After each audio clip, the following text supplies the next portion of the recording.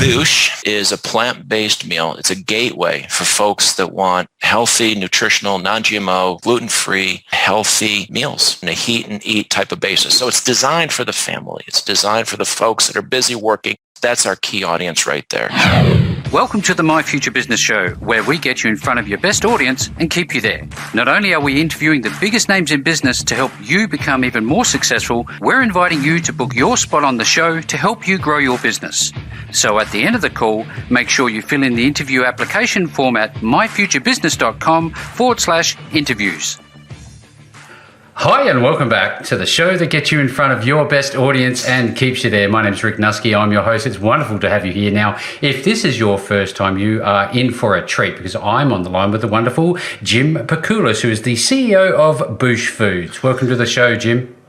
Thank you, Rick. Thanks for having me. It's absolutely wonderful to have you here. Now, we've been talking a little bit about, I guess, the beverages that you're currently sipping on. What time is it where you're currently at? Late in the day?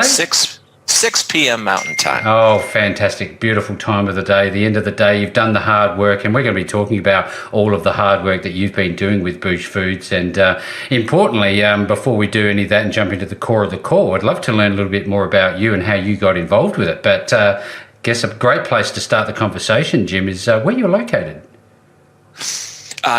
Utah. Utah.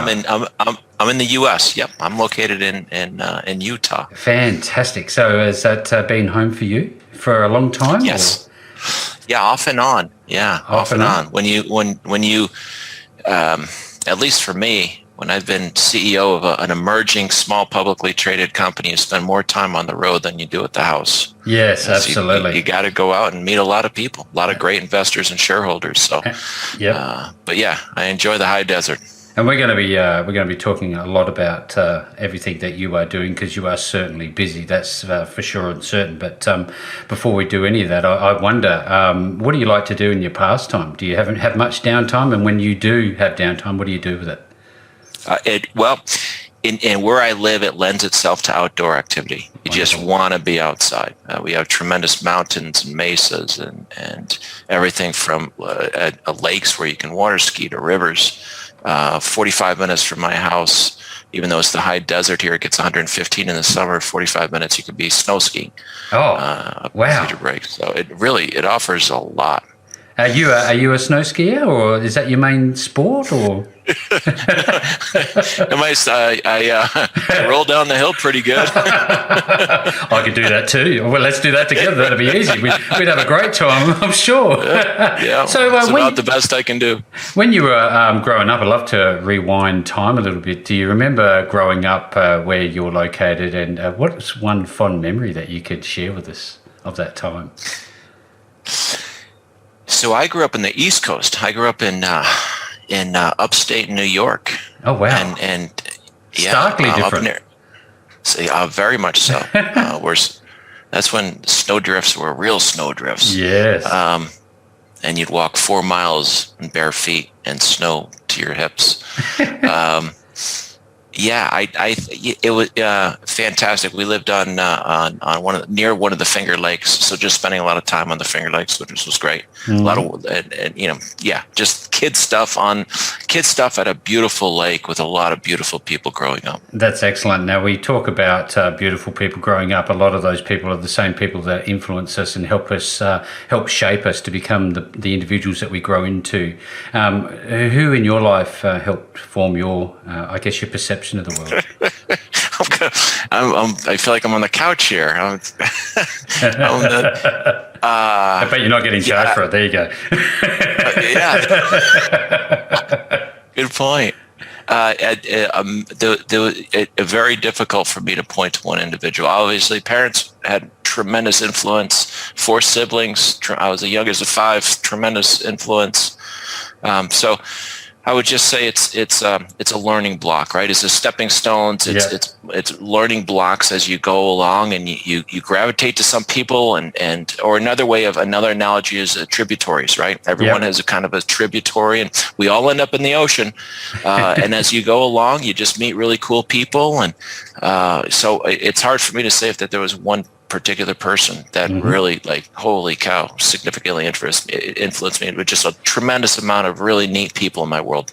I do appreciate it, and it is contextual and is relevant because it leads to a point. And I wonder, as you were growing up, did you recognise that you had a passion for business, or did you have an entrepreneurial streak? Where did it come from, do you think? This idea of getting into business. It's a great question. No, I had no concept. No idea. Grew up on the certainly below the medium income. So appreciate every dollar. But no, went to school, graduated from Ohio State University. In fact, when I first went to classes, I had no idea what I wanted to do. I first went to business classes and didn't really take to that. I went to mathematical and on the third day where you had to declare, I walked into a building and it was a beautiful fall day at Ohio State, and the windows were open and the curtains were flapping, and I walked in and there was like 30 to 40 beautiful women, and it was an English class, and I said, I'm going to major in English. So,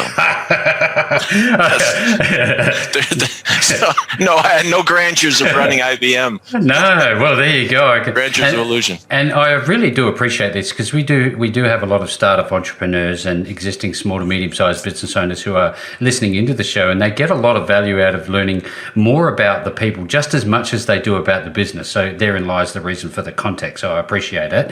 Right on. Now, in terms of your daily routines, we live in a fairly tumultuous world at the moment. Is travel being affected for you? How do you operate at the moment? Is it mostly via technology like Zoom calls today? How does a day look like for you? For me, so I'm old, so I like old school. I like just telephone calls. Imagine that. But because I need to do Zoom calls, I do Zoom calls, and which is fine, no problem. So I do spend a significant amount of time on the phone. Since mid-August, we were able to go up to Canada. So I've been it's towards the end of September now. I've been up to Canada twice. Meeting with investors, meeting with shareholders, doing presentations, meeting with everyone at HQ, meeting with co-packers, manufacturers, etc.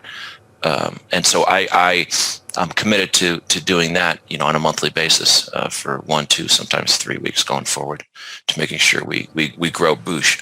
And just one thing I wanted to add: having done this before, I know the importance of getting out there. Yeah. Phone calls are great, Zooms are fantastic, but you got to get out there. That's how I feel anyway. There's that touch point, that human connection, isn't there? 100%. Now, is that, when you're doing this, I think for the sake of everybody understanding what Boosh is all about, could you share a little bit about Boosh? What actually is I'd love Boosh? to. Yes, let's talk about Boosh. Let's talk about that. I'd much rather talk about Boosh instead of me. The Boosh is a plant-based meal. It's a gateway for folks that want healthy, nutritional, non-GMO, gluten-free, healthy meals on a heat and eat type of basis. So it's designed for the family. It's designed for the folks that are busy working.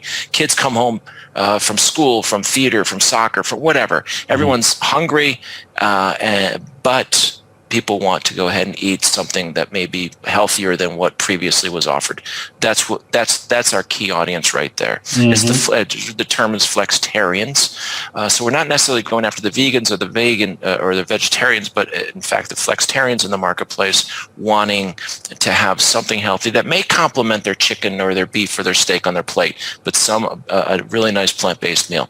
And Boosh offers that to consumers.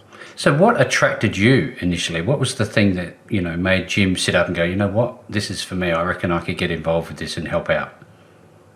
Yeah, great question. So we have a very small team that we enjoy finding small privately held companies, assisting them if they meet our metrics, providing financing, taking them through the public stage, helping them create this solid infrastructure to take it to the next level.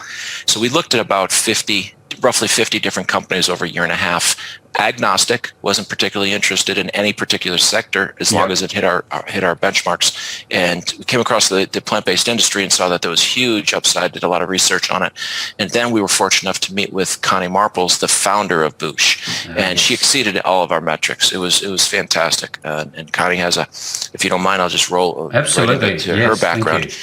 So Connie has a strong background in the food industry. In fact, in the early 2000s, she had a very successful wine bar, one of the first ones in Vancouver, and it was on the short list of the Condé Nast's Best Restaurant in the World award. So she knows what it's like to be at the top of the game, knows how to handle people, knows operations. Fast forward 2017, 2018, she wanted to get into the plant-based arena. She's a celiac, and it's very important for the quality of the food that she eats and the type of food she eats. And a lot of her friends were reaching out to her, wanting plant-based foods. Yeah. And so she first started with an app, and then she said, I'm just going to start creating these. Aligned herself with a co-packer in Greater Vancouver, and in her Boosh mobile, she started going around with her frozen meals to the various stores in her neighborhood, and they loved it, and they loved her product. She created 6 beautiful frozen products. And so that was the origin of Boosh. She was literally Connie, our Canadian food broker, who then introduced us to Unify. We're able to get into close to 400 stores. Oh wow! Just between the 3 of them up in Canada. So it's a wonderful Cinderella story, and it's just great working with Connie, her husband Lance, and they're still busting tail 12 hours a day.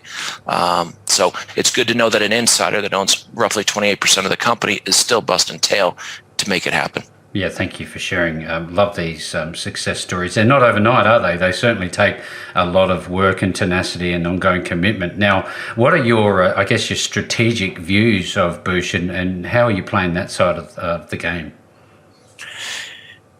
Well, I think let's look at a macro standpoint. Mm-hmm. So Bloomberg came out with a report a couple months ago, that the valuation about $1.4 trillion of the plant-based industry by 2050.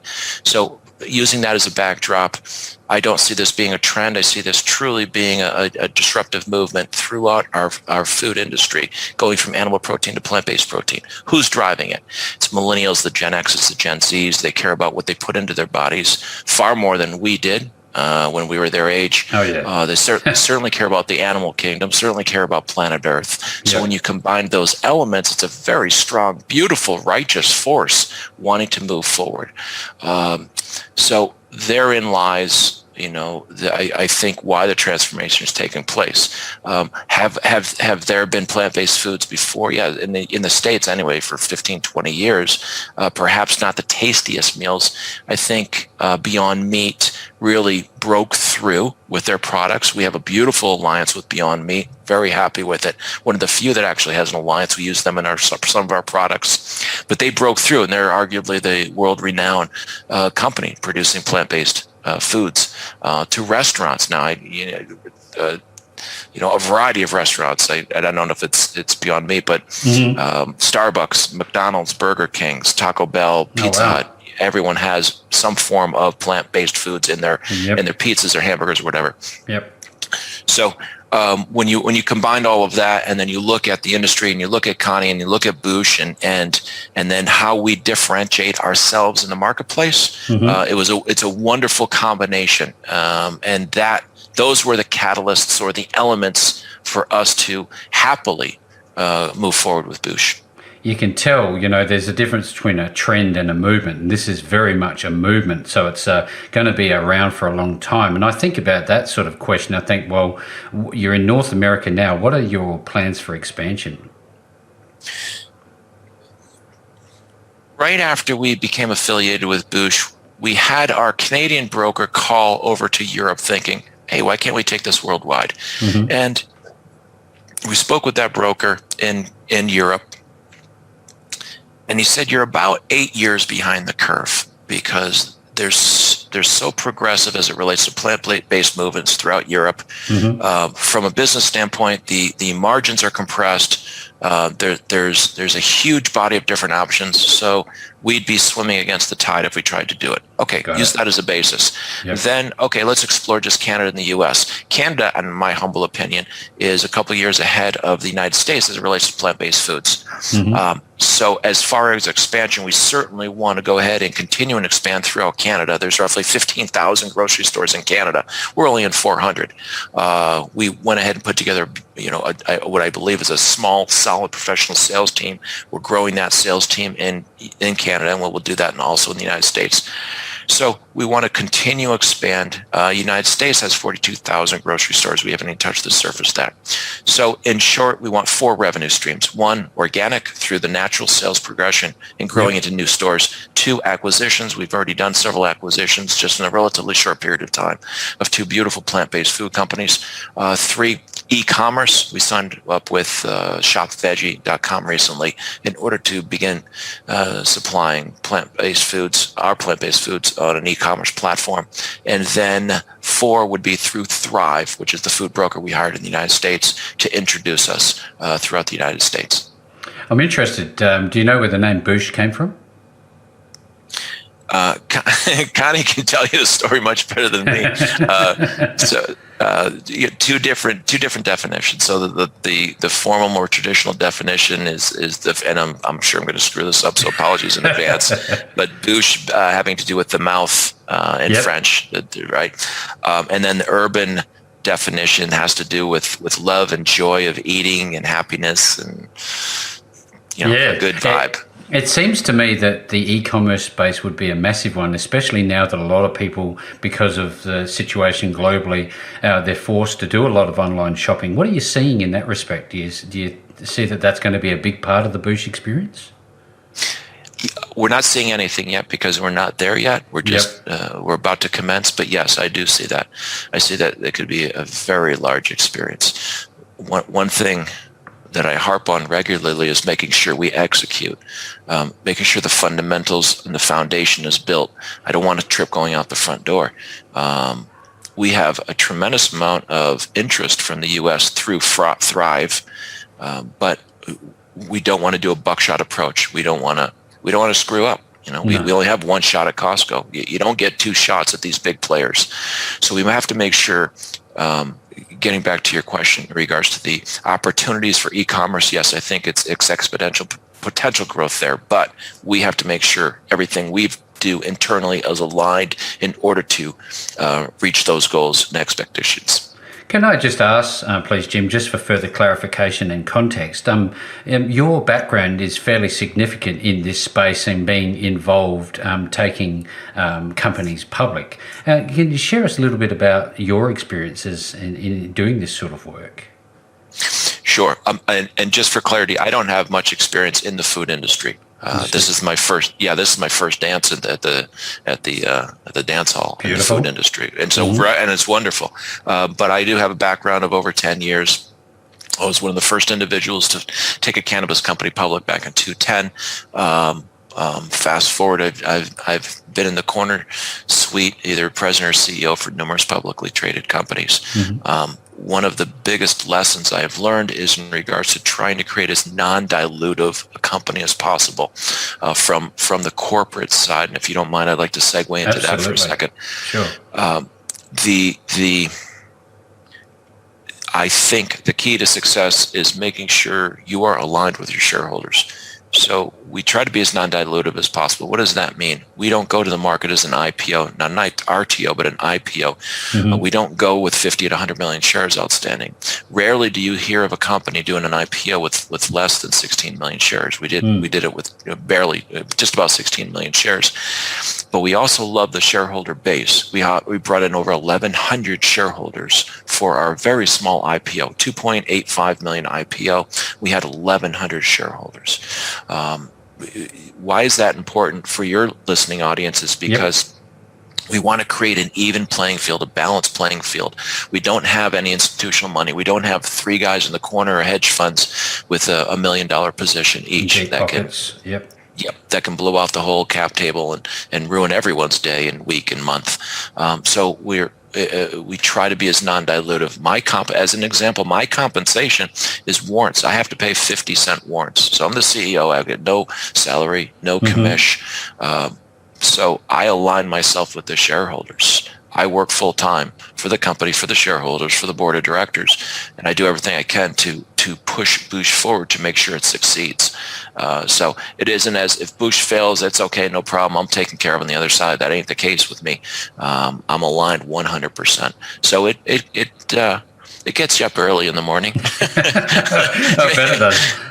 Yeah, well, I love this sort of this journey story, because it is actually a journey that you are on, and you're building a culture and a community behind this wonderful brand. I wonder, just tapping in the back of my mind, was it 6 products that you currently have? Sure. We have 6. Yep. We have 6 frozen products that we originally rolled out. In late July, early August, we rolled out 3 refrigerated products, mushroom gravy, sloppy joe, and chili. And then we're anticipating mid to late fall, to have our shelf-stable product, which is a plant-based mac and cheese on the shelves. So if you take a step back, look at the different quadrants or sections of a grocery store: frozen, refrige, shelf-stable, and then produce. I don't think we'll ever be in produce, who knows?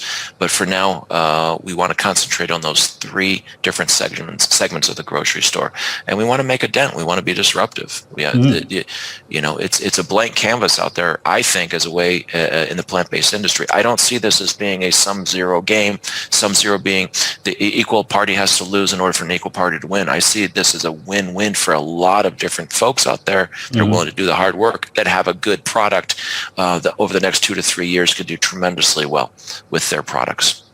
Now, there has to be good leaders in the picture here for this to work, and you're certainly in the frame, and you obviously have your founder. I'm wondering if we could take a little bit of a deeper dive into the actual management team behind the scenes. Is that at all possible?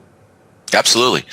In the frame, I'll be in the left far back corner. So let's put out Connie Marples again. We chatted about her earlier with the success with her ongoing capabilities of operations and management, employee. We brought in Ali Samai. Ali, 20 plus years of experience, primarily in the natural food industry. And he has tremendous success stories. He first started off doing about a half a day a week with us. He's now up to 2.5 days a week with us. Fingers crossed we can bring him across the line for some more time. Ali is the individual that has helped build the infrastructure of all the necessary parts in order for us to take it to the next level. The quality assurance, the operations, making sure that the co-packer manufacturer is meeting their metrics to satisfy our goals, so we get to go ahead and push the products out. So Ali is the one that's building the bench for us, and he's just a wonderful individual.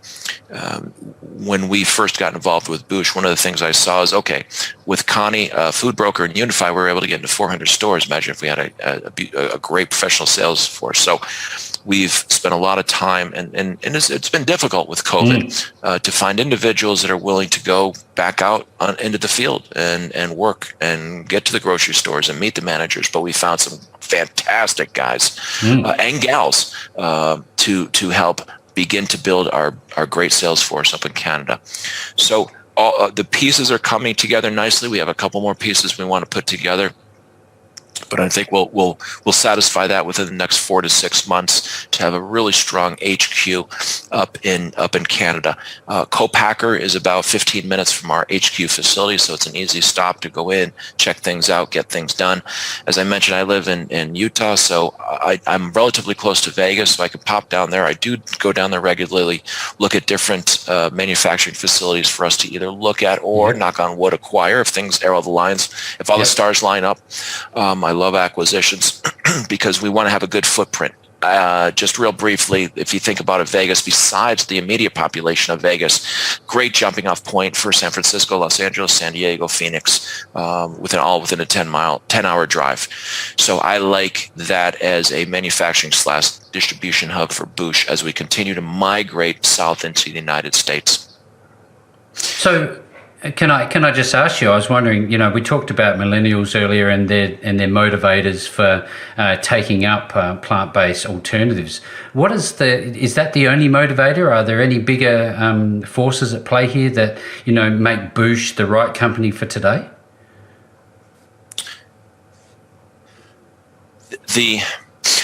The catalyst, I believe, are the millennials, the Gen Zs, the Gen Xs, but I think the population in whole, with the exception of individuals that really have beautiful, strict diets, which I certainly don't, could benefit from some plant-based foods in their diet. Having the chicken sandwich there, but also having some of our plant-based mac and cheese, or maybe a little bit of a shepherd's pie on the side, something that complements the existing palate. So do we have a sweet spot in the marketplace? Yeah, anybody from 10 years to 90 years old, I think, is our sweet spot. Yeah. Anybody who wants to just have a little bit better food in their diet. Anybody who has 2 feet and a heartbeat and looking for a better, healthier alternative, Boosh is certainly for you. Now, I wonder, when people are interested in getting involved, is there a community behind Boosh? Is there some sort of way to get involved? Yeah, absolutely. Go to our website, booshfood.com, and you can be directed to numerous communities. We have WhatsApp, Facebook, all sorts of different communities to jump into. So go to booshfood, singular, not plural, .com. And again, we're trading on the CSE under Veggie, VEGI. Just recently, this month, got listed on, or got the DTC approval on the OTCQB, VGGIF. But please go to booshfood.com, and you'll be able to get as much information as you'd like about Boosh Food. This has been a wonderful call, Jim. Thank you so very much. I'm very excited. I'm almost even hungry enough to look at the screen here. If you go to the website, it's certainly colourful. It has all the information you're ever going to want to see, no matter where you find this call. I'll be making sure that we have the links back to Boosh Food, singular, booshfood.com. And Jim, in closing, thank you so very much for spending some time with me on the My Future Business show today. Thank you so much, Rick. Great call. Thank you. Thanks for joining us today. If you enjoyed the call, then make sure to subscribe, leave a comment, share us with your friends, and book your spot on the show at myfuturebusiness.com/interviews. And if you're looking for solutions that will help grow your business, then visit myfuturebusiness.com/shop.